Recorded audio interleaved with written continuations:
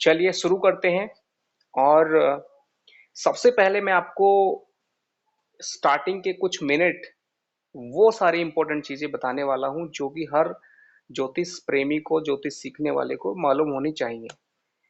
Number one point, पहली बात है कि ज्योतिष में आज की तारीख में ग्रह कौन सी राशि में चल रहे हैं ये बिल्कुल परफेक्ट पता होना चाहिए, ताकि आप गोचर, क्योंकि बहुत ही पावरफुल चीज है कि अगर किसी की मेष लगन की कुंडली है तो शनि जो है अभी वक्री होके 10वें भाव में चल रहे हैं, और गुरु भी जो है वक्री है, और किस तरह से उनका प्रभाव है, तो ये गोचर बहुत बड़ी ताकत होती है। ये चीज जो है नंबर वन पे आनी चाहिए सभी को, कि आज की तारीख में जो मेजर प्लैनेट हैं वो तो एकदम बाय हार्ट होने चाहिए, क्योंकि वो लंबे टाइम तक एक ही राशि में रहते हैं।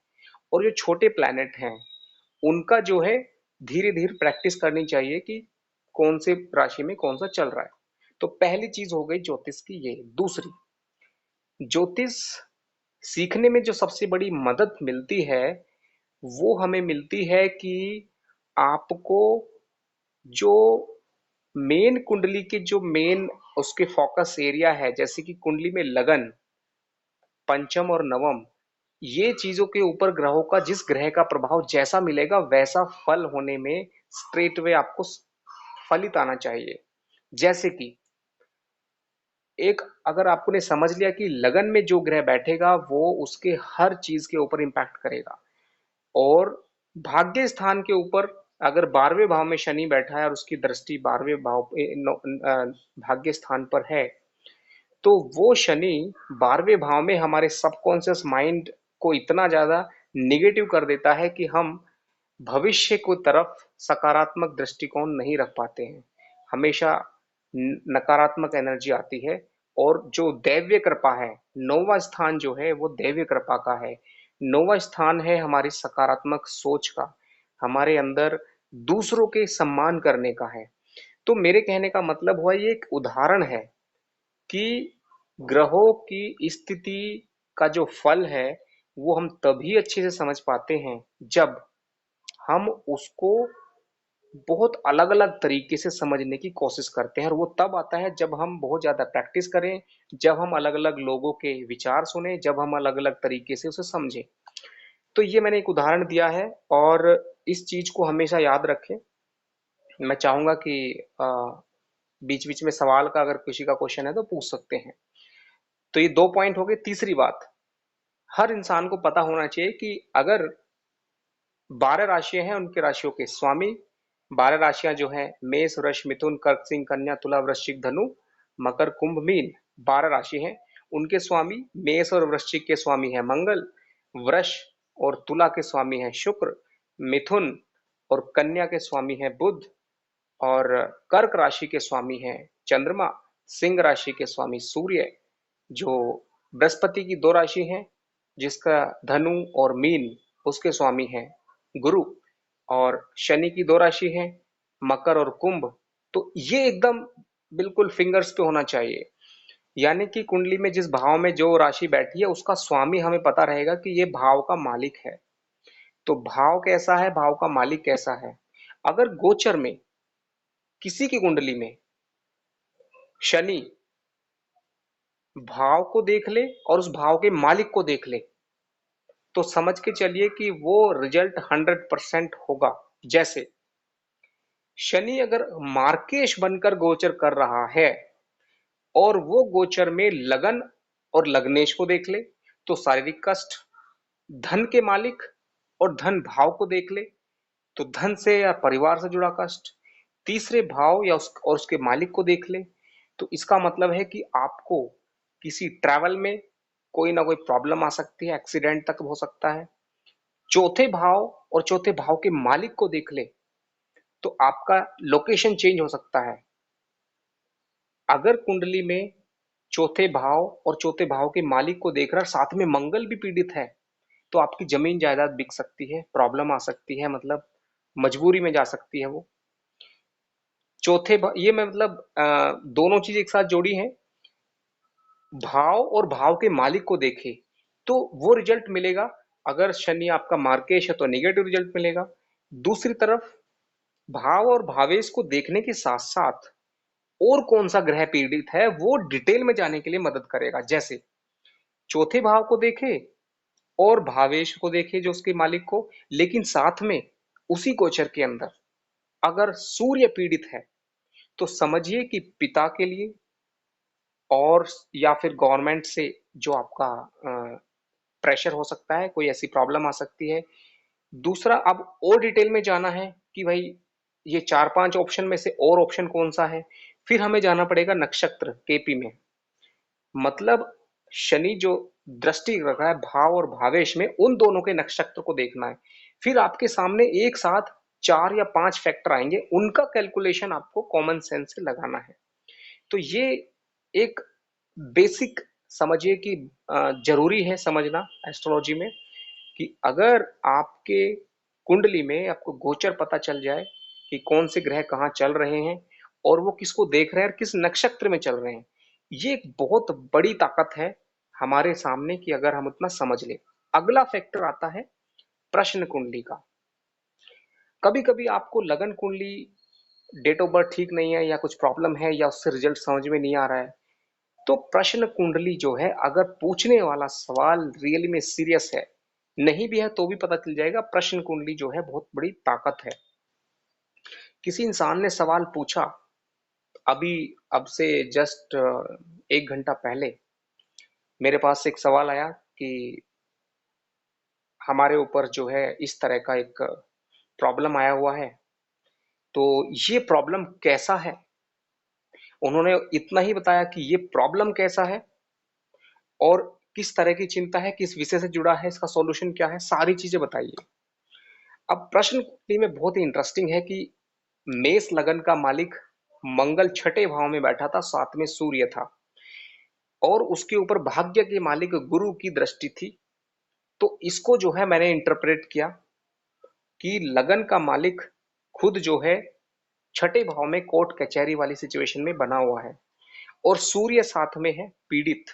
इसका मतलब कि जो सूर्य है वो कमजोर पड़ा, यानी कि जो आपके ऊपर गवर्नमेंट का जो इफेक्ट है, it was actually A case of income tax. और वहां पे जो है गुरु भाग्य का मालिक बन के 10वें भाव यानी कि मकर राशि से छठे भाव में बैठे हुए लग्नेश मंगल को देख रहा है। तो यहाँ पे ये भी है कि प्रोटेक्शन के कौन दे रहा है, गुरु दे रहा है उस प्रॉब्लम में। गुरु का मतलब भाग्य का मालिक जब गुरु बनता है तो दैव्य कृपा गुरु के माध्यम से मिलती है। और जब गुरु नीच का चल रहा है वक्री होके, इसका मतलब है कि दैव्य कृपा कमजोर है। ऐसे टाइम पे दैव्य कृपा को हमें मजबूत करने की जरूरत है। अब रिजल्ट कब तक ठीक होगा, जब ये बृहस्पति जो नीच का चल रहा है यहां से वक्री पोजिशन से निकल के 11 यानी कि कुंभ राशि में आ जाएगा, तो इस प्रॉब्लम से मुक्ति की तरफ एक स्टेप आएगा, एक पॉजिटिव रिजल्ट आएगा। तो ये मैंने एग्जांपल दिया है, लाइव केस स्टडी के बारे में बताया है कि अगर किसी इंसान को थोड़ा सा प्रश्न कुंडली आता है, प्रश्न कुंडली में और भी एक तरीका है कि अगर लगन जो है शनि का आ जाए प्रश्न कुंडली में, तो समझ जाइए कि वो जो सवाल पूछा है उसका ना में जवाब होगा। अगर मंगल का लगन आ जाए तो मंगल मजबूत अगर बैठा हुआ है तो जवाब हाँ में है, लेकिन विद लॉट ऑफ एफर्ट्स है। अगर गुरु आ जाए, बृहस्पति की राशि आ जाए प्रश्न कुंडली में, तो रिजल्ट हाँ में है। चंद्रमा आ जाए तो रिजल्ट जो है वो एकदम नजदीक है, लेकिन उसके अंदर फ्लेक्सिबिलिटी बहुत ज्यादा है। तो कुल मिला के ये मैंने ऑलरेडी सेशन कर चुका हूं मैं, बट मैं जस्ट आज इस सेशन में ये बताने वाला हूं कि कौन कौन सी चीजें हैं जो हमें एस्ट्रोलॉजी में आनी चाहिए बेसिक। तो मैंने आपको बताया कि किस तरह से आप गोचर की ग्रहों को याद रखें, दूसरा प्रश्न कुंडली को याद रखें, तीसरा चीज है कि अगर आपको एस्ट्रोलॉजी में एक अच्छी सक्सेस लेनी है तो आपको जो एक मजेदार फैक्ट है, सबसे इंटरेस्टिंग फैक्ट है, वो है कि आप हमेशा कोशिश करें कि एस्ट्रोलॉजी के साथ साथ क्रॉस चेक करें बाकी फैक्टर्स के साथ। जैसे आपके पास कोई कुंडली आती है, आप क्या करें कि उसको फलित तुरंत ना करें, पहले गिन के कुछ सवाल पूछें। लगन कुंडली को देख के आप क्रॉस क्वेश्चंस पूछें कि भाई आपकी कुंडली ये है, अगर ये सही है तो ये 5 चीजें मैं पूछना चाहता हूं जो पिछले 5 साल में हुई है या पिछले जब भी हुई हैं, उससे जुड़ा हुआ साल के हिसाब से आप बताएं कि इस साल के अंदर ये प्रॉब्लम हुई है, उससे पहले इस साल में ये प्रॉब्लम हुई है, या उससे पहले ये अच्छा हुआ है। What ever you can explain. अगर पास्ट के बारे में आपने एक्सप्लेन कर दिया तो सीधा पहले तो समझ जाइए कि आपका खुद प्रेडिक्शन इंप्रूव हो जाएगा। दूसरा फायदा होगा कि सामने वाले को कॉन्फिडेंस आएगा कि बात सही है। तीसरा पॉइंट है कि आपको अपने आप नेचुरली पता चल जाएगा कि कितनी मैच कर रही है, और आपको खुद के बारे में भी पता चल जाएगा कि आपके प्रिडिक्शंस कितने मैच कर रहे हैं। तो ये हो गया क्रॉस रिवर्स एस्ट्रोलॉजी जिसे बोलते हैं। रिवर्स एस्ट्रोलॉजी का जो कंसेप्ट है वो लगभग ऐसा ही है कि हम कुंडली से भविष्य बताने के बजाय चीजों से कुंडली की तरफ रिवर्स डायरेक्शन में चीजों को समझे। जैसे बचपन में अगर जनरली हम क्या करते हैं कि छोटे बच्चों की कुंडली नहीं देखनी चाहिए। असल में कुंडली तो किसी की देख सकते हैं, लेकिन बच्चों की कुंडली का प्रिडिक्शन करना थोड़ा मुश्किल होता है। लेकिन हमें वो सीखना चाहिए उनके बिहेवियर से कि अगर एक बच्चा है जिसका जो बचपन के टाइम पे चंद्रमा कमजोर है तो उसके अंदर जो है हेल्थ इश्यूज बहुत आएंगे, खांसी नजला जुकाम, जो बच्चे को कोल्ड वाली चीजें जल्दी होंगी। छोटे बच्चे का अगर शनि लगन पे है या पंचम भाव को देख रहा है तो डाइजेशन प्रॉब्लम्स बहुत आती हैं छोटे बच्चे को। अगर छोटे बच्चे को समझिए कि उसकी कुंडली में अष्टम भाव में या तो शनि है, शनि की दृष्टि है, और साथ में लगन पे भी कुछ नेगेटिव इफेक्ट है, तो ऐसे बच्चे बहुत डरपोक होते हैं बचपन में। उनको हेल्थ इश्यूज उस तरह से आते हैं बिकॉज ऑफ फियर फैक्टर। तो ऐसे छोटी छोटे मैं एग्जाम्पल दे रहा हूँ, बहुत सारी चीजें हैं। अगर एक सेशन बनाया जाए बच्चों के ऊपर ही तो एक बड़ा टॉपिक हो जाएगा। बट आपको ये सारी चीजों के ऊपर खुद मेहनत करनी है। अगला पॉइंट आता है कि एस्ट्रोलॉजी के अंदर कौन सी चीज है जो आपको मदद करेगी प्रेडिक्शन में, वो है पामिस्ट्री। पामिस्ट्री के अंदर सबसे अच्छी बात क्या है कि आपको बहुत ज्यादा कैलकुलेशन नहीं करनी है। सीधा जो है आपको पता है कि जिस इंसान के जो फिंगर्स हैं बहुत ज्यादा हार्ड हैं, अगर और जो पाम है बहुत हार्ड है, तो ऐसे इंसान मंगल प्रधान है। हथेली चौड़ी है, स्क्वायर फॉर्मेट में है, मंगल प्रधान व्यक्ति है। उनको अच्छी चीज है कि मंगल से जुड़े हुए रिजल्ट अच्छे मिलेंगे, प्रॉपर्टी, जमीन जायदाद, मेहनत, इस तरह से। निगेटिव रिजल्ट, अगर मंगल कमजोर होगा तो उसका रिजल्ट क्या होगा कि कोर्ट कचहरी से जुड़ी हुई चीजें, शत्रुओं से जुड़ी हुई चीजें प्रॉब्लम होगी। ठीक है, तो ये चीजें आप देख सकते हैं। फिंगर्स जिसकी लंबी है, क्लियर है, तो समझिए कि बुध बहुत अच्छा होगा, उस इंसान की आर्टिस्टिक नेचर होगी। फिंगर्स जिसकी जो है बहुत ही सॉफ्ट एंड एक तरह से जो ब्यूटी फैक्टर है, अगर वो स्ट्रांग है, तो समझ जाइए कि शुक्र बहुत अच्छा है। तो ये सारी चीजें जो हैं आपको मदद करेंगी।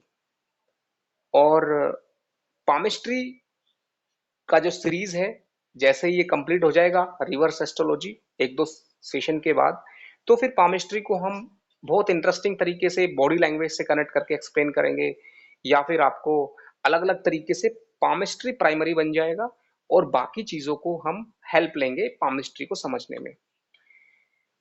और कौन सा टॉपिक है जो हमें एस्ट्रोलॉजी में मदद करता है? अगला है वॉइस एनालिसिस। जब आप किसी इंसान से फोन पे बात करते हैं या फेस टू फेस बात करते हैं, तो अपने आप उस इंसान की जो वाइब्रेशन होती है वो आपको इशारा करती है, हिंट देती है कि ये किस पर्टिकुलर ग्रह से प्रभावित व्यक्ति है। सूर्य से प्रभावित व्यक्ति अगर लगन में सूर्य है तो ईगो टाइप होगा और थोड़ा अपने आप को दिखावा पसंद करेगा। चंद्र प्रधान व्यक्ति इमोशंस होगा, थोड़ा जल्दी जल्दी बोलेगा या बहुत ही सॉफ्ट वे में बोलेगा, और उसका जो टोन है स्लो होगा, थोड़ा लो होगा। चंद्र प्रधान। मंगल प्रधान व्यक्ति की आवाज में दम होगा, और वो थोड़ा सा प्राउड वाली चीजें बातें करेगा और मैं वाली चीजें होंगी। वो एक तरह से समझिए कि दमदार या एक भाई वाली बातें करेगा। वो मंगल प्रधान व्यक्ति है। तो हमें जो है कैटेगराइज कर देना है। एक्चुअली समझ लीजिए कि आपके सामने कोई इंसान आता है तो आपको कैटेगराइज कर देना है कि किस कैटेगरी का है, उस कैटेगरी के अंदर फिर दूसरी कैटेगरी क्या है। तो इस तरह से आपको एक दिमाग में हमेशा कैलकुलेशन बना के रखनी है। अगर सामने आ जाए कि भाई शनि प्रधान व्यक्ति है, तो शनि प्रधान व्यक्ति का पूरा जो है एक डोमेन है, एक दुनिया है। शनि प्रधान व्यक्ति जो सकारात्मक शनि है उसकी एक दुनिया है, नकारात्मक शनि है उसकी एक दुनिया है। जैसे कि नकारात्मक शनि क्या होता है, अगर कोई इंसान अकेलापन पसंद करता है, दिखावा बिल्कुल पसंद नहीं करता है, ईमानदारी बहुत ज्यादा पसंद करता है, जो इंसान समझिए कि फोन पे अगर उसको बोला जाए कि फोन पे हम ये बताएंगे वो बताएंगे, वो फोन के बजाय सीधा फेस टू फेस मीटिंग करना पसंद करेगा, उसे कॉन्फिडेंस नहीं आएगा। जिसके अंदर फियर फैक्टर है वो शनि की वजह से है। तो ये समझ लीजिए कि आपको हेल्प करती हैं चीजें, कि आपने एक बार पता कर लिया कि किस पर्टिकुलर ग्रह से प्रभावित व्यक्ति है, उस ग्रह से जुड़ी हुई चीजें आप बताएंगे तो बिल्कुल मैच कर जाएंगी। तो ये बॉडी लैंग्वेज और ज्योतिष का कनेक्शन मैंने बताया। ये सारे सेशन अलग अलग हो चुके हैं और मैं जस्ट आपको रिवाइज करा रहा हूँ, रिमाइंड करा रहा हूँ, सो दैट आप वापस जो रिकॉर्डेड सेशन है उनको देख सके। अगला पॉइंट आता है कि अगर आपको वॉइस एनालिसिस, बात करते करते उसके इंसान के शब्दों को, आवाज को पढ़ने की काबिलियत है, साइकोलॉजी, वो आपको मदद करेगा उसको समझने में। एस्ट्रोलॉजी एक्चुअली एक साइकोलॉजी फील्ड है। साइकोलॉजी में आप जितने स्ट्रांग होंगे एस्ट्रोलॉजी आपको मदद करेगा। अगला जो फैक्टर आता है एस्ट्रोलॉजी के अंदर, रेमेडीज। रेमेडीज क्या होती हैं कि हर इंसान का अपना पर्सनल एक्सपीरियंस होता है, अपना पर्सनल माइंडसेट होता है, अपना पर्सनल एक समझिए कि प्लानेटरी इफेक्ट होता है, जिसकी वजह से उसी तरह की रेमेडीज वो सबको बताता है।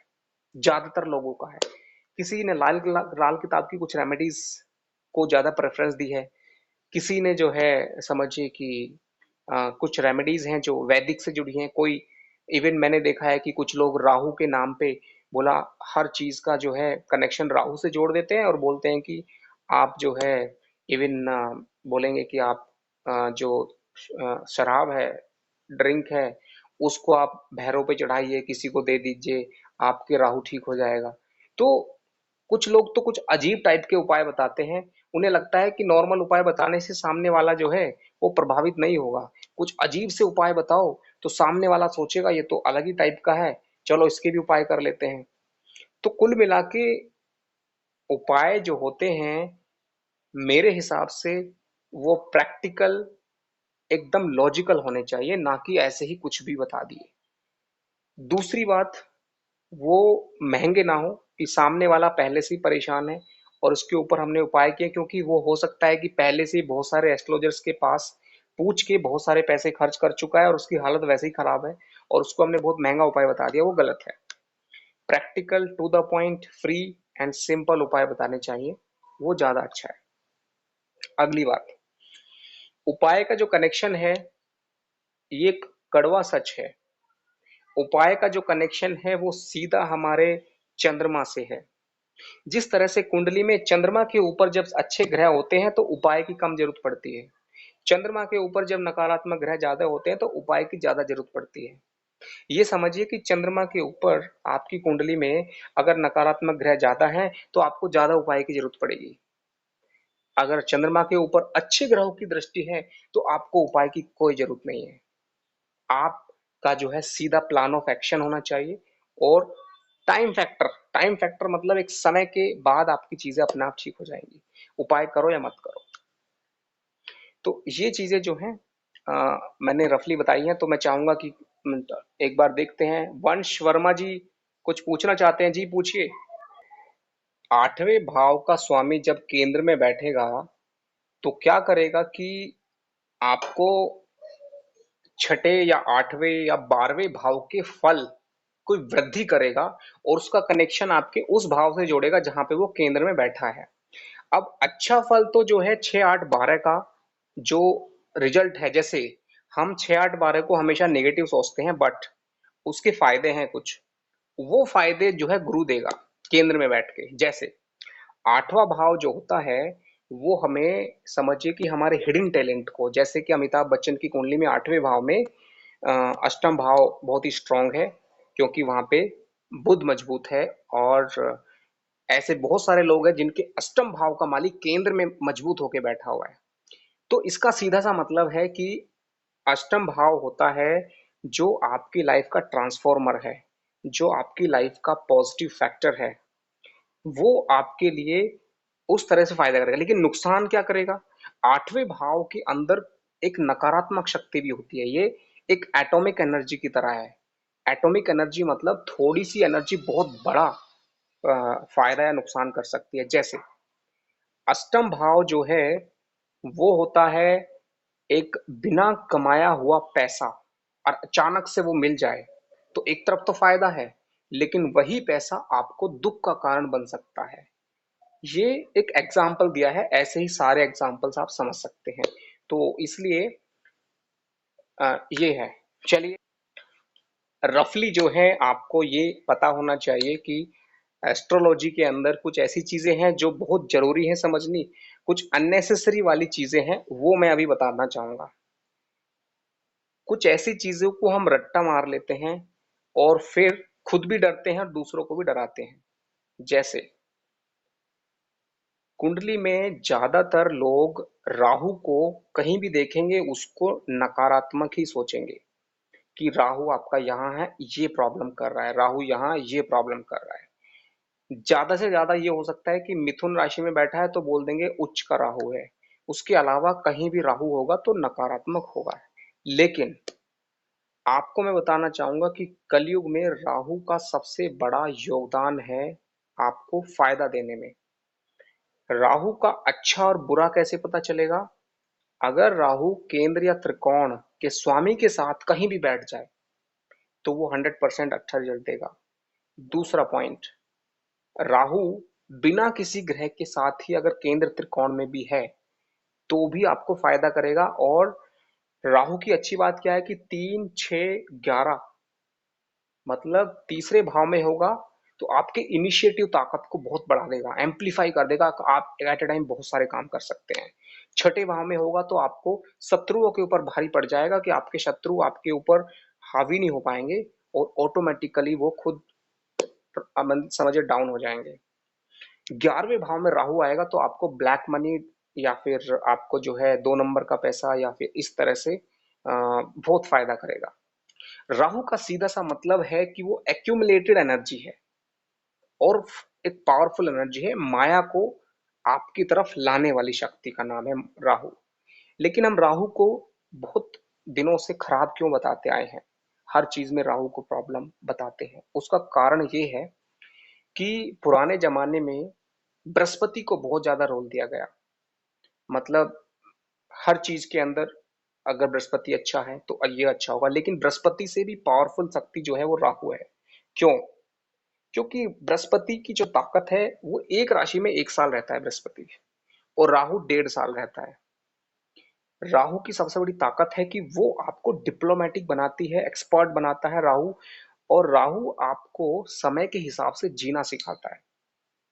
बृहस्पति जो है वो काम करना नहीं सिखाता है। बृहस्पति सिर्फ आपके दिमाग में आइडियाज लाता है, सकारात्मकता लाता है, लेकिन काम करने की जो ताकत है वो राहु देता है। राहु और बाकी ग्रहों, मतलब चाहे कितना भी अच्छा गुरु है, चाहे कितना भी अच्छा शनि है, राहु की मैं इसलिए बता रहा हूं कि आपको याद रखना है कि राहु जो है वो कैसे इंप्रूव होता है। उसके 5 मैं रेमेडीज बताता हूँ। कुंडली में चाहे राहु कैसा भी है, अगर अच्छा होगा तो अपने आप बिना उपाय के कर रहे होंगे।